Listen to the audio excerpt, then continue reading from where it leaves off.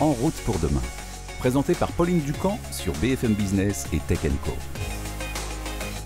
Le Tesla Cybertruck en première française, à quoi ressemblera la mobilité du futur? On en parle tout de suite dans ce En route pour demain, spécial Vivatech.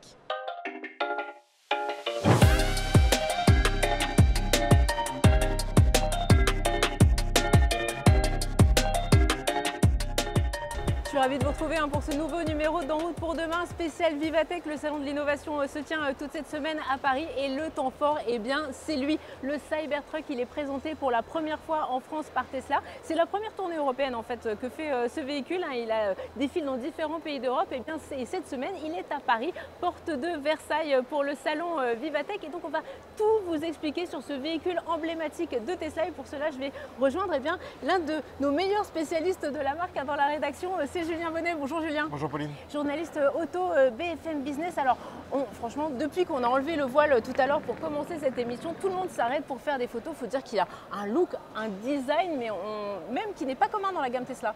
Mais oui, complètement, hein, ce modèle de série, c'est bien le modèle de série, hein, c'est pas un prototype. Oui, parce qu'il y avait un prototype avant. Voilà, il est commercialisé depuis fin 2023, mais en fait il était déjà culte depuis la présentation du concept par Elon Musk, et on s'en souvient, donc c'était fin 2019, donc ça remonte un petit peu, mais déjà, dès sa présentation, en fait, il a été culte. On le rappelle aussi, c'est Tesla qui se lance sur le marché du pick-up qui est hyper important. C'est le marché emblématique aux États-Unis, le véhicule le plus vendu tous les ans, c'est le Ford F-150, il y a aussi des modèles RAM, enfin, c'est vraiment un véhicule extrêmement important pour le marché américain. Là, j'ai regardé les chiffres en 2023, c'est simple, sur le podium, vous aviez 3 pick-up, vous prenez les Peugeot 208 Renault Clio en France, à la place aux États-Unis, c'est juste des gros pick-up.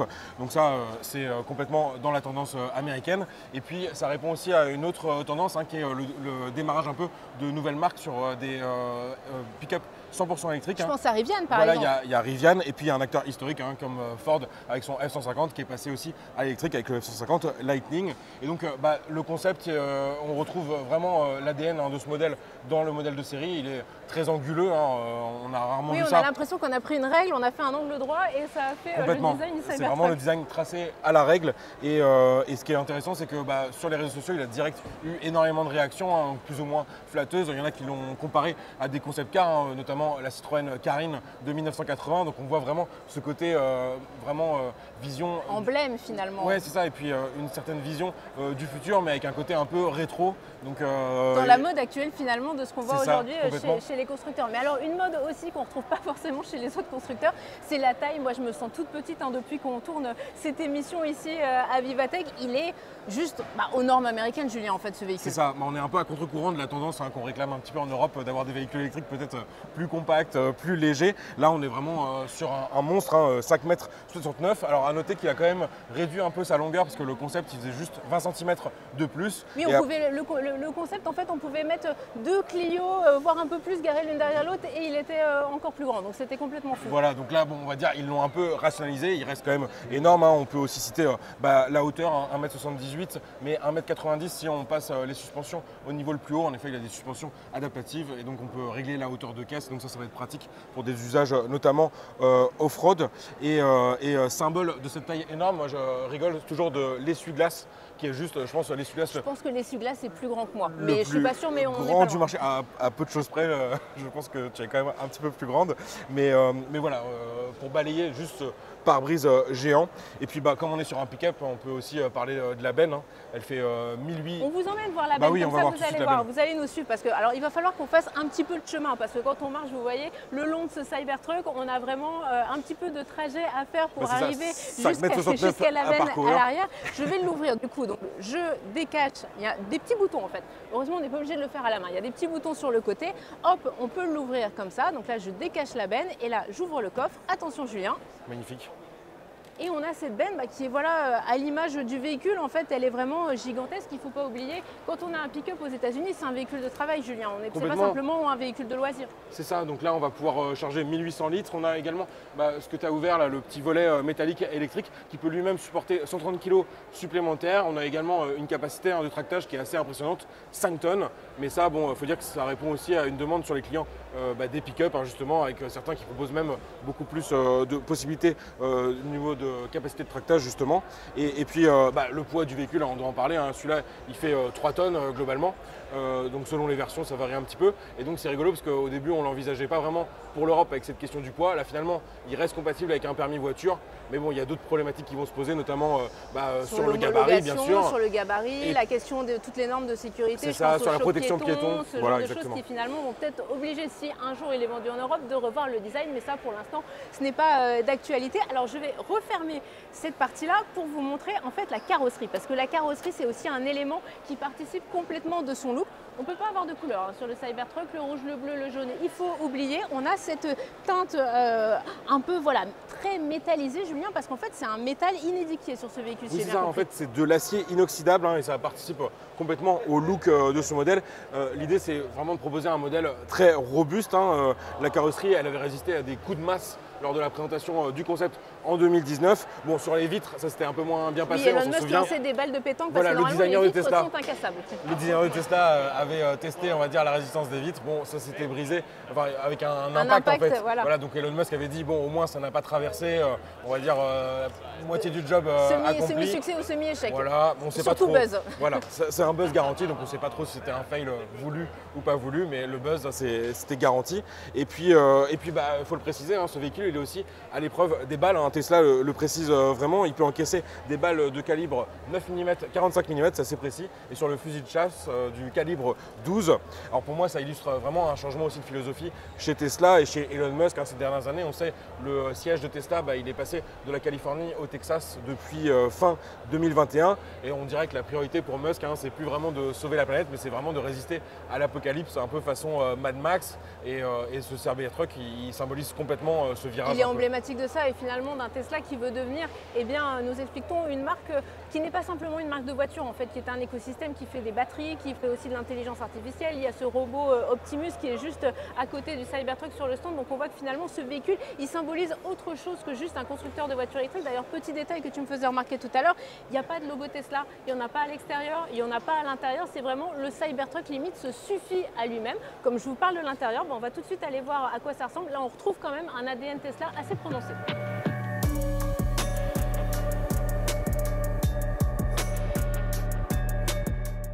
Allez, je vous emmène à l'intérieur de ce Cybertruck. J'ouvre la portière sur ce petit bouton. On est chez Tesla, c'est technologique. La portière, elle est lourde à la taille du véhicule. Et à l'intérieur, je retrouve Julien Bonnet. L'habitacle, on est d'accord qu'on est vraiment dans l'ADN Tesla, c'est très épuré, comme sur Model Y, comme sur Model 3. Complètement, en fait, on retrouve vraiment la base de ce que propose Tesla avec le grand écran central. Hein. Il atteint une taille record d'ailleurs chez la marque américaine qui est bien connue pour proposer déjà parmi les plus grands du marché, 18,5 pouces. Hein, pour comparer avec une Model S, Model X, c'est 17 pouces, Model 3, Model Y, c'est encore un cran en dessous, 15 pouces.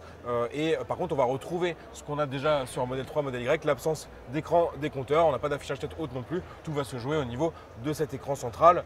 Même chose, le volant, il est assez petit finalement par rapport à l'espace qu'on a à bord. Déjà, je ne me suis jamais senti aussi loin potentiellement d'un pare-brise. C'est vrai qu'on a énormément d'espace, on pourrait mettre beaucoup de choses devant. Et puis c'est vrai que le volant, il paraît presque tout petit. On fait penser à ce petit volant Peugeot un peu, c'est assez rigolo. Voilà, et on voit bien d'ailleurs le petit logo Cybertruck spécifique dont toujours on parlait. Pas de logo Tesla à l'intérieur. Voilà, c'est ça. Donc pour l'instant, pas de marque vraiment qu'on est dans une Tesla au-delà de l'ADN et donc de cette marque qui a réussi à s'imposer aussi avec ses codes. Et aujourd'hui, finalement, plus besoin d'afficher son logo, juste comme ça, quelques codes. On reconnaît aussi les clignotants directement sur le volant, comme sur la Model 3 améliorée, sortie l'an dernier.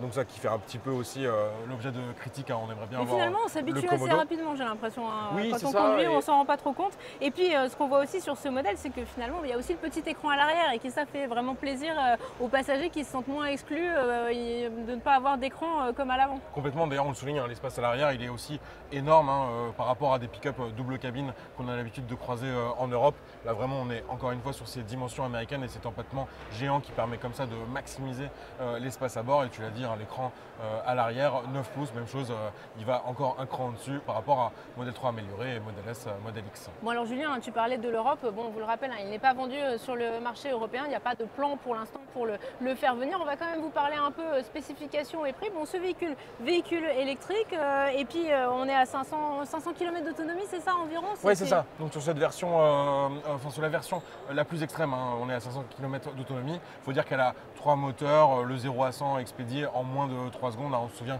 lors de la présentation du petit duel face à une 911, et en plus le Cybertruck tractait lui-même une 911. Bon, depuis c'est un petit peu critiqué sur peut-être la méthodologie du test, mais on sait que de toute façon la puissance de l'électrique elle permet quand même de réaliser certaines prouesses. Et donc 840 chevaux, une autonomie comme tu l'as dit de 500, un peu plus de 500 km. Et là on est sur un prix de 100 000 $ sur cette version extrême. Nous aujourd'hui, là, la version qu'on nous propose à Vivatech, c'est la version 4 motrices, donc simplement 2 moteurs, donc 550 km d'autonomie. Et là on serait plutôt autour de 80 000 $. Et alors il y a une version peut-être moins chère qui est censée arriver l'année prochaine, si j'ai bien compris. Oui, Julien. c'est ça, elle était promise au lancement et finalement elle est un petit peu plus chère que prévu. Elon Musk parlait d'un prix sous les 40 000 $, finalement on sera plutôt à 61 000 $ a priori. Celle-ci elle affiche une autonomie un peu réduite, 400 km, mais c'est vrai que sur un marché du pick-up avec des professionnels, ça peut peut-être être suffisant en fait pour réaliser les tâches, on va dire, dans les environs de sa ville aux États-Unis. Alors les premiers professionnels à les avoir reçus, eh bien c'est depuis la fin de l'année dernière. Est-ce qu'on a une idée du nombre de véhicules qui ont été commandés et puis surtout du nombre de véhicules qui ont déjà été livrés? Alors Tesla parle de milliers de livraisons déjà réalisées, il n'y a pas vraiment de chiffres officiels qui circulent. Il faut dire que le démarrage de la production il était un petit peu compliqué. L'an dernier, Elon Musk il a même dit en fait qu'il n'y a que lui pour faire une telle déclaration en commentaire de résultats financiers, mais que en fait, Tesla est en train de creuser sa propre tombe avec le Cybertruck tellement il y a des difficultés. Oui, ça lui rappelait un peu toutes les difficultés de production de la Model 3 où il avait dormi dans l'usine, où il avait passé, c'était l'enfer de la production. C'est lui-même qui avait dit ça, Production Hell. Et donc là, bon, c'est pour ça que je pense qu'il peut se permettre aussi d'être un peu dans la provoque comme il a l'habitude de le faire, sans trop inquiéter les investisseurs. On sait que ce projet, c'est aussi un véhicule d'image. Il a enregistré des centaines de milliers de précommandes. Il faut rappeler aussi qu'il y avait besoin que de verser un acompte. C'était 250 $. Voilà, et on pouvait même le commander à cette époque-là en Europe. Donc il y a certainement, peut-être vous l'avez précommandé. Et bon, bien sûr, vous ne pourrez pas l'acheter, mais finalement, ça avait fait gonfler les chiffres de précommande. Alors depuis mai 2022, c'est plus possible de le réserver, on va dire, en Europe. Les commandes ont repris depuis aux États-Unis. Même chose, on ne peut pas le configurer, on peut simplement le réserver pour après peut-être le configurer. Donc on sent qu'il y a quand même ce démarrage qui est un petit peu compliqué. Elon Musk qui vise 250 unités produites à partir de l'an prochain. Donc là, cette année, ça va vraiment être une année de rodage aussi pour la nouvelle usine, le siège social de Tesla à Austin, au Texas. Donc il y a tout ça aussi à démarrer. Puis on le rappelle aussi, c'est un véhicule d'image, ce Cybertruck, depuis son lancement, sa présentation du concept en 2019. Donc moi-même, je dispose d'une petite Hot Wheels. Oui, il y a énormément de goodies qui sont déjà vendus en Europe, même si on n'a pas pour l'instant le véhicule. Donc voilà, donc un 64e. Donc c'est je ne sais pas combien on peut en mettre dans la benne, des comme ça. Normalement, un 64e, mais donc je trouve que l'échelle est plutôt bien respectée. En tout cas, la confrontation est assez marrante avec le Cybertruck réel. Et puis, c'est très dans l'ADN Tesla, donc je l'ai ramené aussi. Ils commercialisent eux-mêmes, vous voyez le petit logo Tesla sur ce packaging assez incroyable, mais en fait un Cyber Whistle, donc littéralement un sifflet Cybertruck. Le Cybertruck sifflet, voilà. Le Cyber sifflet, on va l'appeler. Et il n'a aucune fonction technologique, c'est juste de l'acier inoxydable dans une forme qui rappelle le Cybertruck. Et c'est vraiment un sifflet. Donc là, on est vraiment dans le délire Tesla. Donc c'était un petit produit disponible sur le site officiel depuis quand même un certain temps après la présentation du concept. Merci beaucoup, Julien. Tu siffles la fin de cette première partie de l'émission. On reste à Vivatech. On va tout de suite aller retrouver Essia Lacroix. Notre journaliste BFM Business s'est promenée dans les allées de ce salon et elle nous a dégoté des petites pépites mobilité.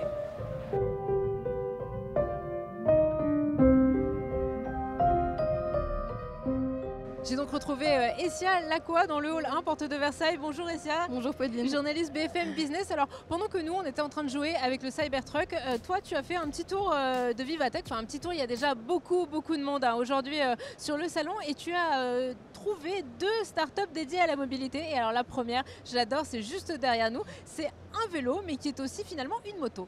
Oui Pauline, c'est une start-up américaine basée à Brooklyn et baptisée Pave Motors qui s'est donné le défi de fabriquer un engin un peu hybride entre la moto et le vélo. Cet engin électrique, il a été baptisé Pave BK. C'est pas très évident à dire. Ouais, c'est BK en français.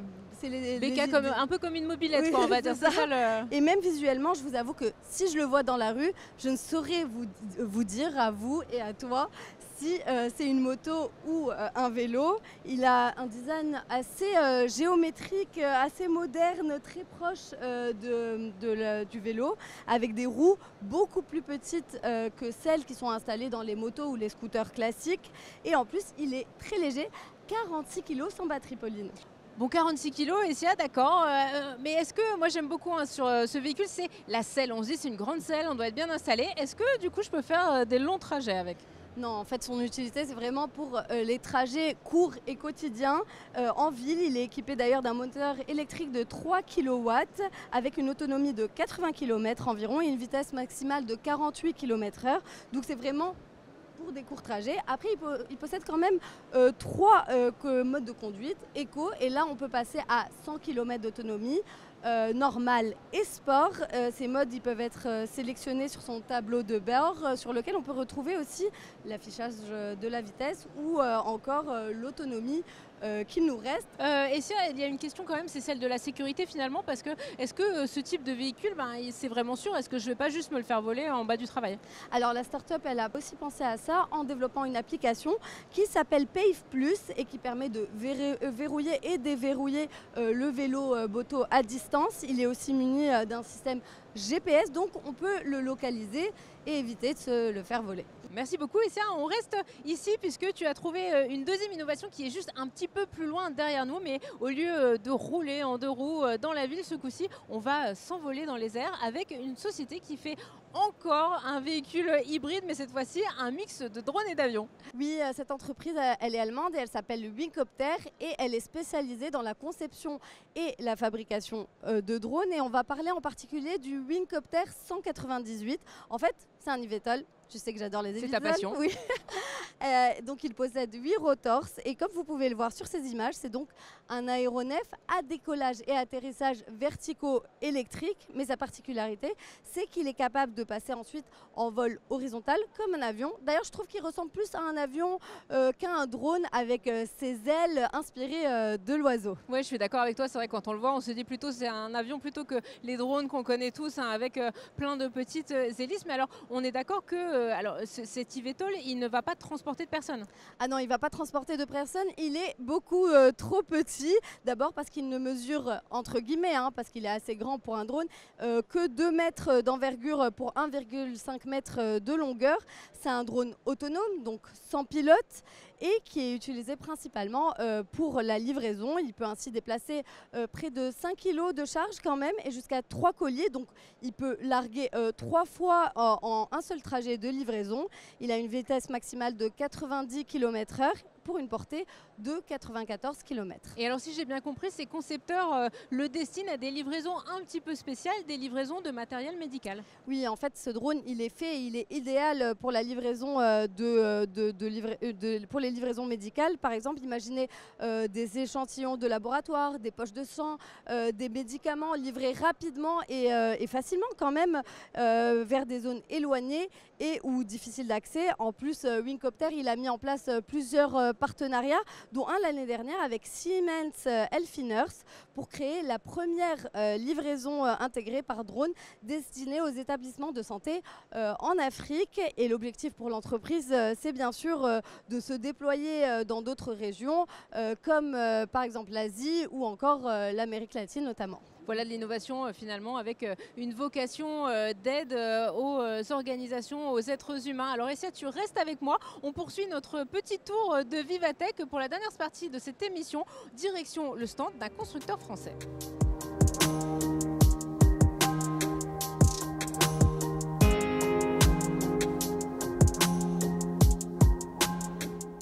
Pour cette dernière partie de ce En route pour demain spécial Vivatech, nous sommes sur le stand Peugeot avec une certaine vision de l'avenir de l'automobile juste derrière nous. Essia, on a le Peugeot Inception Concept, alors un concept qu'on a déjà vu à plusieurs reprises. Oui, il avait été révélé pour la première fois par Stellantis au CES de Las Vegas en janvier 2023 et notre journaliste Julien Bonnet avait aussi pu le découvrir en avril, quelques mois après ici en France, mais c'est la première fois qu'il est présenté au grand public français ici à Vivatech. Mais alors quel est le rôle de ce concept dans la stratégie de Peugeot? Bon, quand on le voit comme ça, on se dit que c'est vraiment un prototype très futuriste, mais il faut savoir qu'il contient certains vrais éléments des futures voitures de Peugeot, électriques surtout. C'est un peu la vitrine des futurs designs, habitacles et technologies du constructeur. On voit par exemple ce logo lumineux qu'on a derrière nous.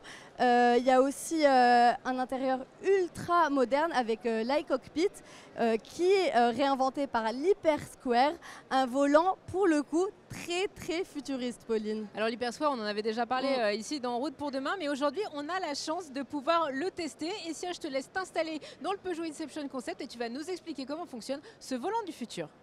Esthétiquement, le volant Hypersquare a une forme rectangulaire. Il est composé d'un écran doté de 4 alvéoles à chacun de ses coins qui permettent une prise en main facilitée de la commande de direction ainsi que l'activation des commandes du véhicule par simple pression des pouces.